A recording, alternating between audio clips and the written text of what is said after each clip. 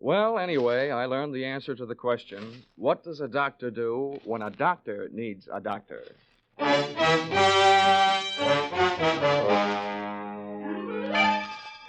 This is another in the adventures of America's fabulous freelance insurance investigator, Johnny Dollar. At insurance investigation, Johnny Dollar is only an expert. At making out his expense account, he's an absolute genius.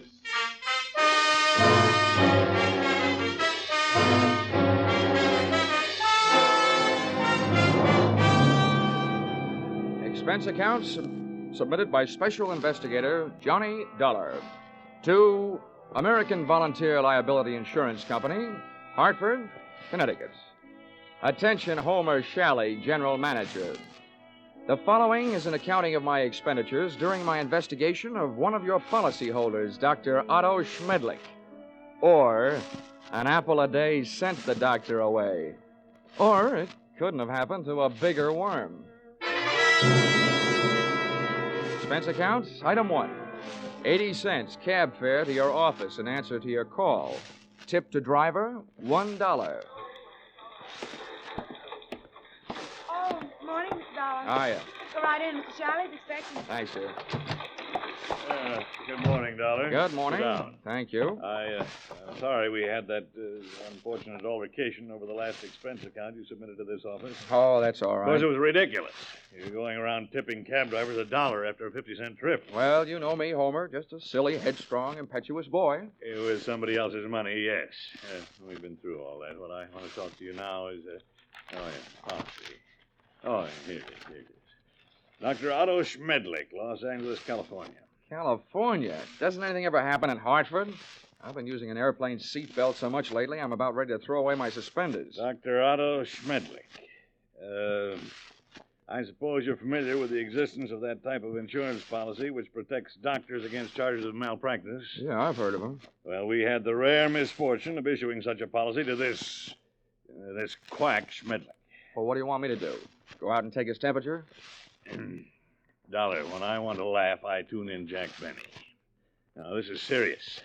The policy we issued to Dr. Schmedlich only covers him up to the extent of what is construed as accidental malpractice. If we can prove criminal malpractice, we can cancel the scoundrel's policy. Do you have a good reason to think it's criminal, or are you just toying with a happy thought? Look, our company has already paid off on 2 claims. Recently, we've heard rumors about this man. It seems the Medical Association is watching him very closely.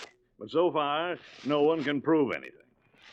Now, Dollar, do you want the assignment? No, but I'll take it.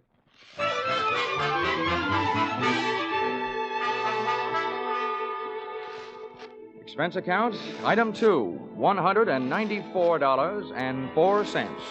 Airfare, Hartford to Los Angeles. Item 3, $4.50. Cab fare, Los Angeles Airport to the Sun Tower Medical Specialist Building, which I first spotted looming through the smog on Wilshire Boulevard, high in the high-rent district of the City Beautiful. Item 4, 55 cents, 11 nickels. Spent telephoning the Schmedlich office at 15-minute intervals until I at last found the doctor not in. In California, the doctors really specialize. And the buildings they work in sometimes really make the most of it, as I found out in the elevator going up. Second floor, eye, ear, nose, and throat. Doctors Care, Kreider, Whitetis, and Osterban. Pardon me.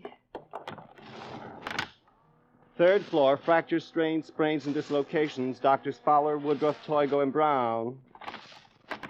Oh, pardon me. Fourth floor, obstetrics, orthopedic, pediatrics, and general practice. Dr. Small, Collier, Reynolds, Frank, Stanley, Feinbaum, and Schmedlich.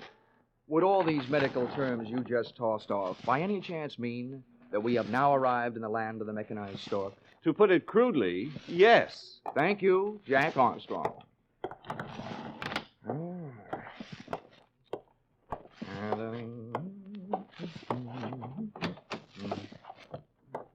Good afternoon. Hello. Dr. Schmedlich in? Well, no, I'm sorry, he isn't. How good. I mean, that's too bad. Just what do you mean? Well, I meant to say that, since the doctor isn't in, I mean, I'd rather talk to you anyway. You're prettier. I should be. I'm a girl. Now, is there something I can help you with? Yes, as a matter of fact, you can. I have a sort of empty feeling around my heart. What would you prescribe? Bicarbonate of soda. Is that all? Touche. Now I have an empty feeling around my head. Please, will you state your business? Oh, now, honey, you should know that anybody who walks into a doctor's office wants to live. And after seeing you, I really want to live. What are you doing tonight? Well, I am not in the habit of making dates with strange men. Who's strange? And furthermore, you are perhaps the most insufferable, egotistical Now, if you just person give me a chance, darling, I'm sure I'll be able to prove you're right. Why, I wouldn't be caught dead, would you?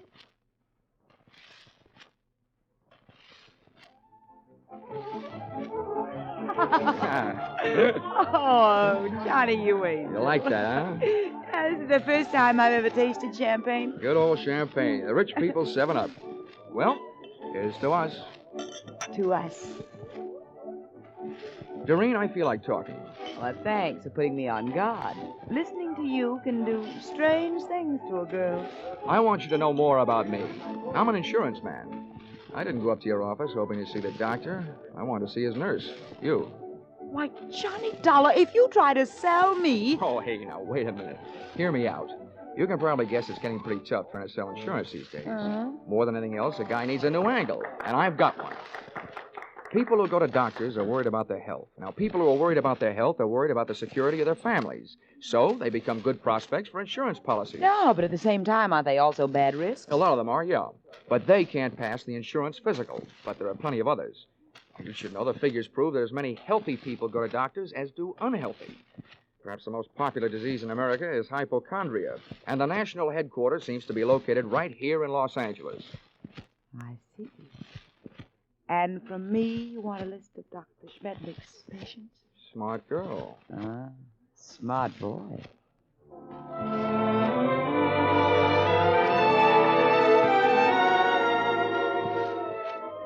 Expense account, item 5, $1.40.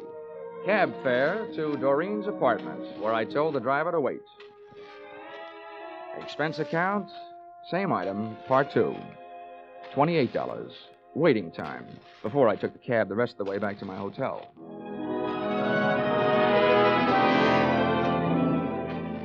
Expense account, item 6. Breakfast the next morning, 2 hard-earned dollars for 2 soft-boiled eggs. The hen that laid them must do barnyard bits in the movies. At least at those prices, she could have autographed them. At 9:30, I was right on time for my morning appointment with Doreen to pick up the list of Dr. Schmedlich's patients, a half hour before the doctor was due to arrive. Well, Johnny, for a man who stayed up so late, you're very punctual. Oh, that's me. The early worm who so often gets the bird. You got a copy of the list? Yeah, got here at 8 to type it for Oh, fine. you. Here it is. So this is wonderful. You're a doll. Yeah. A. Aarons. You'd make the top of any alphabetical list. Look, this is a selfish way of saying thanks because I'll enjoy it more than you will, but dinner at Romanoff's tonight? I love it. Good. Good morning, Miss Smith. Oh, good morning, Dr. Schmedlich. Oh, these patients already? Oh, yes, Doctor. This is Mr. Dollar. He's from out of town. Good morning. Well, all right. What's the matter with you?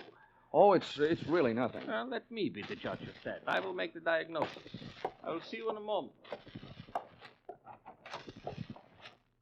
Johnny, I don't know what happened. He's never come in this early before. I don't mind that, but I wish you hadn't made a patient out Well, of it. I just had to say something. He wants to know about everybody who comes in here. Johnny, you'll just have to go through with it. We can't let him know about the list. Okay. But what's this going to cost me? What does the old squarehead get for a checkup? $50 consultation.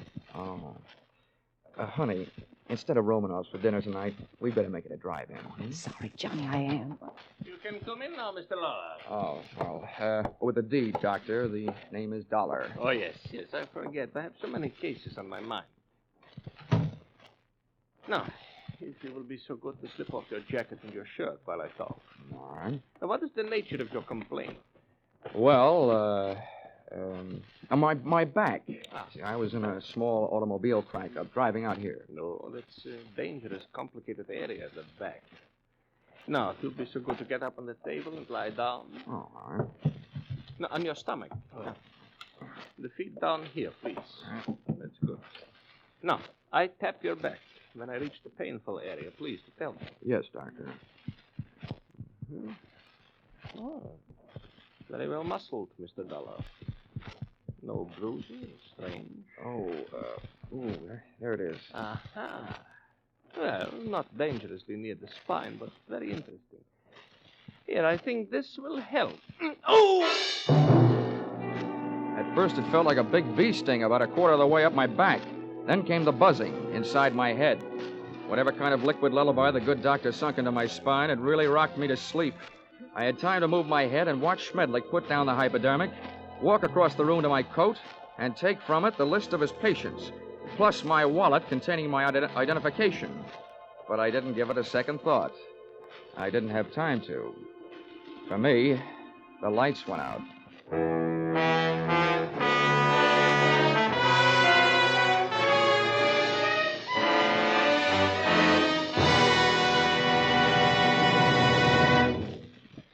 In just a moment, we will return to the second act of Johnny Dollar. But first, assets, one block of wood. Liabilities, more trouble than the legendary paper hanger with the hives. It sounds as though Edgar Bergen had a pretty bad bank balance, doesn't it? But luckily for you, he comes back week after week to the CBS studios with his block of wood named Charlie and lets himself in for more trouble. As for you, you're really in the chips when you take in the Edgar Bergen Charlie McCarthy show, heard over most of these stations every Sunday.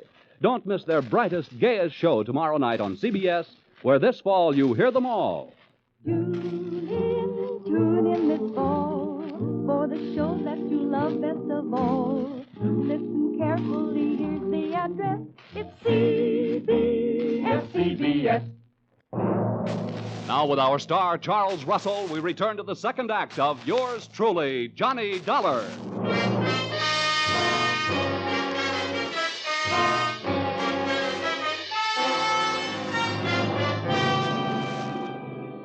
In my racket, sleeping on the job isn't always fun, and this was one of those times. Waking up from Dr. Schmedlich's slumber treatment for nosy people carried with it a dark brown taste in the mouth, thickness of the tongue, and big bells ringing in your steeple. I was scoring on all those counts when I rolled open my eyelids, which fought me all the way. I sat up and found myself on a hard canvas cot in a bare room with soft walls. They were padded. The window wasn't much, and what there was of it was barred. So was a tiny opening in the upholstered door. At first, I thought I was going crazy. Then I realized I was in the kind of place where they put people they think have already joined the ranks of the enchanted. It took me only 10 years to make it over to the door, before I looked out through the small slit. Hey! Hey, come here, someone! Hey, room service! All right, wait a minute. I'm coming. Hold up your voices. Now listen, mister. The first thing you learn in here is we don't like noise. Makes the other patients nervous. Okay. Where am I? Who are you? I'm your nurse. Oh, sorry I didn't recognize you. I thought nurses were supposed to wear little caps. I got a little cap, but I don't wear it indoors. Hey, listen, you. Don't go making fun of me, you'll be sorry, see? I'm sorry now. How'd I get in here anyway? Well, all I know is this place is for your own good. They say outside you're dangerous. You can depend on it. If I ever get out, I will be. What'd you say? Nothing. You're one of them, all right, talking to yourself. What's your name? Well, it's none of your business, but I'll tell you. I don't like people calling me hey you, so I'll tell you. My name is Foggy. Okay, Forgy. Listen, all I want is a chance to talk to somebody who's in charge. How about it? That's easy. When your turn comes, the boss will be here without no asking. You get one visit from the boss every day, just like all the others. When'll that be? Just before supper. So why don't you go back to sleep? That won't be for 4 more hours. Oh, dandy. Who is this boss? What's his name? The boss is not a he. It is a she. And her name is Dr. Doreen Smith. had 4 hours to think up different ways of calling myself a sucker. At the end of hour number 1, I ran out of fingernails. At the end of hour number 2, I ran out of patience. And the other 2, I spent devising torturous new ways of getting even with a combination that shanghaied me into that fancy 4-walled straitjacket. They had left me only one move to make. That was out. I figured that if the winsome Dr. Doreen Smith paid me a visit, she'd come with her body well guarded, probably by the charming, bemuscled behemoth, Nurse Forgy, who, from what I saw of him through that slit in the door, was no Florence Nightingale, believe me. For him, I needed a club. I didn't have much to work with. The iron and canvas cot was heavily bolted to the floor. That was the only other piece of furniture in the room, a small but sturdy table. Took off one of my shoes, ripped the heel off in an angle of the cot, and looked lovingly at the shiny little nail points gleaming back at me from the solid piece of leather in the palm of my hand. I put it to work, ripping a 4-foot square of canvas out of the cot. Then I put both of my shoes into the center of the square, picked up the corners, tied them together close to the weight, gave it a heft, feeling that I now had at least the start of a weapon. Hey, you! Here we are. Oh, I suppose you think that's good news. He's safe, Dr. Smith. He's still groggy from that joke. Don't trust him. Grab his arms when you go in and hold on. Now go ahead. I'll follow.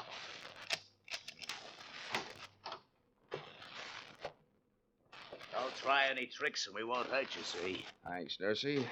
I wouldn't Think of it. Hey, Come here, you. Back in here, sweetheart. Oh, dropped your hypodermic. Planning on rocking me to sleep again, huh? Let go of me. Sure, but let me tell you something. This is one squirrel that's going to get out of this cage. Don't rub my fur the wrong way. My head aches. I'm seeing double. My nerve ends are whipping me to death, and for 2 cents, I'd punch you square in the nose, because one thing for sure, you ain't no lady. Now, sit down. Stay there while I put on what's left of my shoes. You better go back to Hartford, little boy. This is too big for you. Being around you will make anybody grow old in a hurry. What do you think you're gonna do? Right now, I'm going to take your keys, lock you in here with Sleeping Beauty there, and then I'm going out for a breath of fresh air. Have fun, the two of you. You'll make a peach of a pair. I stumbled through the rest of the building, which turned out to be nothing more than a country house. There were no other rooms like the one I had just vacated. For that matter, there were no other so-called patients. It could have been a place maintained for the purpose of making people talk, or keeping them from talking. There was no telephone. I couldn't call out, but neither could anybody call in to find out that something was going wrong. This little crime crib was apparently located well out in the country. That meant that Dr. Doreen Smith had arrived in a car, which I commandeered and drove to the nearest filling station. No longer having in my possession that list of Schmedlich's patients, I flipped through my memory and came up with a single name I had noted in his office, A.A. Aaron.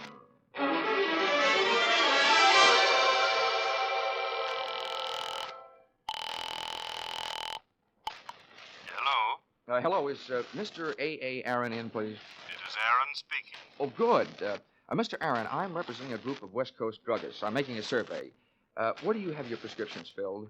It is at the Enjoy Pharmacy on Beverly Boulevard. Oh, I see. One more question, Mr. Aaron. I know that in many cases people go to the pharmacist recommended by their doctor. Is this the case with you? Yes, that is right. Well, thank you, Mr. A.A. Aaron.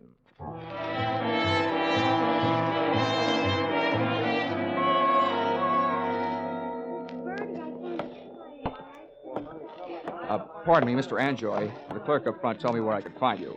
My name is Dollar. I'd like to have a word with you if you have the time. On the basis of ethics, the state of California should have picked up the gentleman's pharmaceutical license and issued him a barber's permit. Mr. Anjoy loved to talk. From the few thousand words he threw at me during the ensuing half hour, I managed to sift the following information.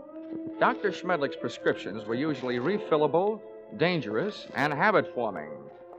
I also managed to memorize the names of a few of his patients from the narcotics book. With these tucked into a lonely corner of my cerebral cortex, I limped out into the newborn night.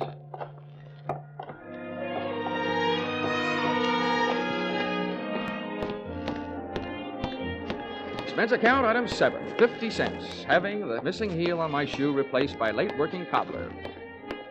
Checking the owners of the first 4 names drew me nothing but blanks. The 5th drew me closer. Come on in. Her name was Millicent Royal. She was the kind of girl whose family takes up a full page in the Blue Book, and whose personal habits take up full pages on police blotters. Well, don't just stand there. Come in. Thank you. Sit down. Miss Royal, I'm going to be honest with you. I'm an insurance investigator. I don't want any. You don't understand. I said investigator, not salesman. I want to get a line on a doctor. Otto Schmedlich. You recognize the name? I might, but I'm not sure it's any of your business. Look, little lady, let's quit sparring. I've tailed friend Schmedlich this far, and now I want some information. What have you got? Nothing. He's a fine doctor, a wonderful doctor. I don't think he's doing you any good at all. You don't know anything about me. I'm afraid I do, more than you think. I know enough about Dr. Schmedlich to know that he's doing a lot of people a lot of trouble. I want to put him out of business, and you can help me. Oh, look, honey, Schmedlich isn't the one that needs protection. You do. You and the other people on the same spot you're on. Why don't you do yourself some good? I think you better leave now. Okay. Perhaps I'd better drop around to the home of Quincy P. Royal, Bel Air. But, Father, no, don't do that. And give me some answers. You can't make me. Nobody can. Anything that passes between a doctor and his patient is a secret. Nobody can make me say it, not even a judge. Whoa. Wait a minute. All right. If you change your mind, I'm staying at the Park Beverly Hotel. I'll trip them up sooner or later. If I have to, I'm turning it over to the federal men. Narcotics department. Why did I ever let you in here? Get out. Leave me alone. Go away. Please. You can't make me do anything. Well. Is my estranged wife having a lover's quarrel? Bill, get this man out of here. Make him leave me alone. I don't see why I should rescue you from anybody's clutches. But you, I don't like your look, so get out before I bust you in half. You know, you look like just the guy who might be able to do it. Happy honeymoon.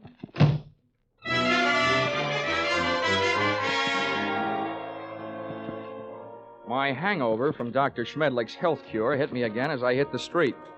What I needed was a hot shower and a cold drink. After the water hit me in the face, and a trifle of the same hit the scotch in my glass, I sat down in the big easy chair in my room, posing for a picture. Johnny Dollar, lonesomest man in town. I was mixed up in something mighty big and mighty wrong, but something I couldn't as yet put a finger on. Up until then, I had to go on was ability, experience, and instinct, all unacceptable to the police as evidence. I asked myself why I hadn't called the law and told them about my party with the lady doctor and the man nurse. Then I answered myself that if I did, I'd probably be the one charged with assault, battery, and whatever else they wanted to trump up. Again, it would only be my word against that of an established medical man and his doctor-type nurse. So I decided to leave Doreen and her monster-type nurse where they were until I could turn them over to the cops. 4 drinks later, I was beginning to realize that those kind of troubles don't drown easily. And then the phone rang. Yeah? Mr. Dollar? Yes, this is Dollar. This is Millicent Royal. I want you to come over right away. Right away. Wait a minute. What's the matter? I changed my mind. I'll tell you everything. Anything you want to know. Oh, listen, Millicent, take the advice of an old hand at this sort of thing. If you want to help, tell me now, over the phone. No. You can't trust telephones. Somebody's always listening. Oh, listen to me. It never fails, Miss Royal. You're playing around with the kind of suspense they like to put into movie scripts. The dame calls with some hot information she's afraid to spill over the phone. Then when the investigator gets there, she's dead. Hurry. Goodbye.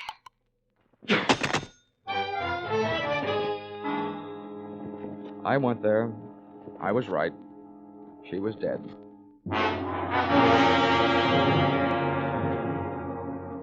That gave me 2 people to go looking for.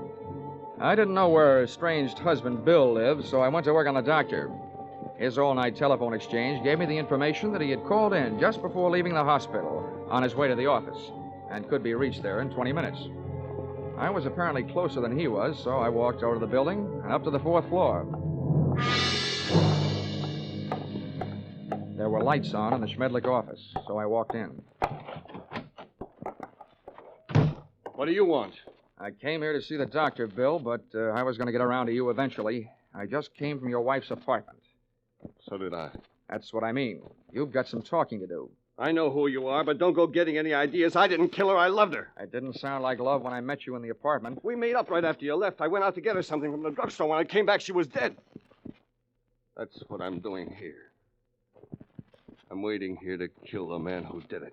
How do you know it was Schmedlich? Because after you left her apartment, she called the doctor and told him if he didn't stop shaking her down, she was going to tell you the whole story. And he threatened her, and she called me. What was the grounds for blackmail? Narcotics? That's right. He got her started on it during a long illness she had. After she was well but still needed the drug, he told her he'd see that her family heard about it if she didn't pay him off. Nice guy. He wrecked us, wrecked our marriage, made a victim of her. And she wasn't the only one. There were others. He'd make drug addicts out of them and then threaten to blackmail them if they didn't pay off. Can you prove all this? I can't prove it. Nobody can. The cops, the medical association, they've tried. But Schmedlich is clever. Too clever.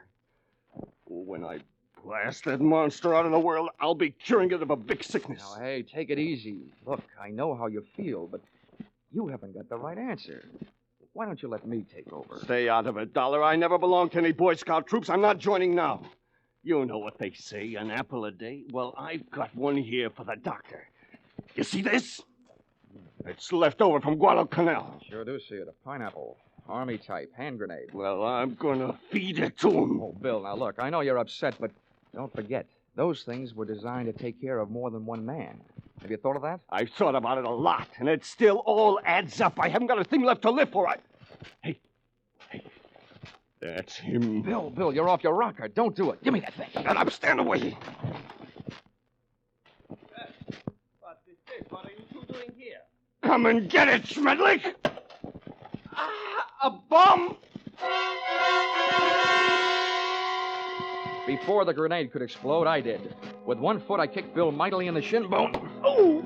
With the pin pulled, I only had about 5 seconds. I took 2 steps, and with the other foot, I kicked the grenade out to the corridor, then I hit the floor.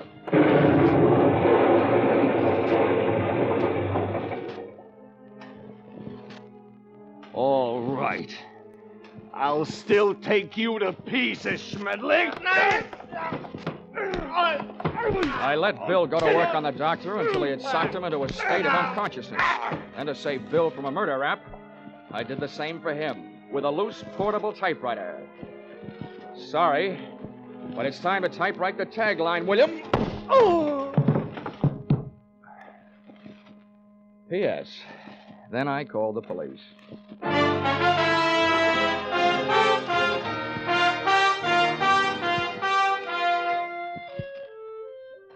Expense account, item 8. $50, airplane rental, Burns-Lee charter service for flight to Palm Springs. Item 9, $62. Dinner at the Dunes, party of 3. Included in said party, me and Haig and Haig. Expense account, item 9, airfare Palm Springs to Los Angeles to Hartford, $244.04. Expense account, total, $1,211.69.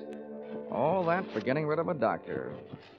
And if you react the same way you reacted to my last expense account, it'll probably mean that you will be needing a doctor. Signed, yours, truly, Johnny Dollar.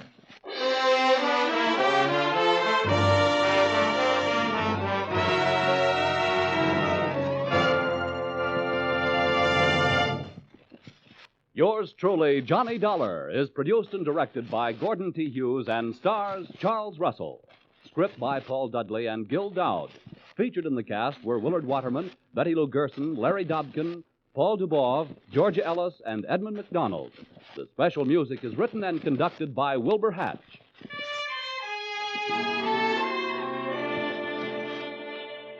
Be sure to be with us next week when another unusual expense account is handed in by yours truly, Johnny Dollar.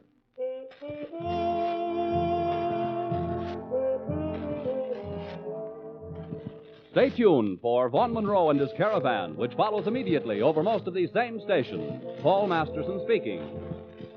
This is CBS, the Columbia Broadcasting System.